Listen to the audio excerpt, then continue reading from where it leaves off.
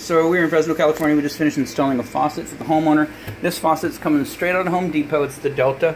They had picked out one originally from Ferguson, and it was incompatible with the sink holes that they've got in here. So all your documentation is sitting there, and of course it's the Dotta foundations in the stainless steel. So that's good. So the faucet's real nice. You can see hot, cold, and then the high arc spout. That's great for getting pots in there to fill your spaghetti up and whatnot like that.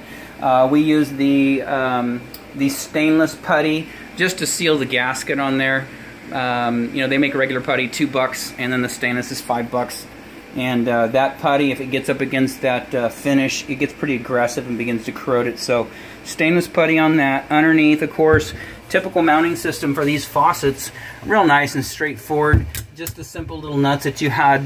You know, they've been installing stuff like this for years, so great mounting system. You can see up there the little gray nuts. One's there, and you know, one's on the other side, so hot and cold. And then of course we did go ahead and replace the supply lines. Anytime we put a new faucet in, we want to see a new supply line down to the shutoff valve. Now the shutoff valve is theirs, you know, so we don't warrant that. The hot and the cold, you know, that's not ours.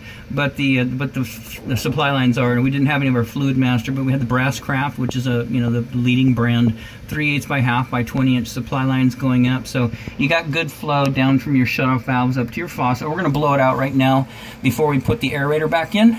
And outside of that, this installation is done.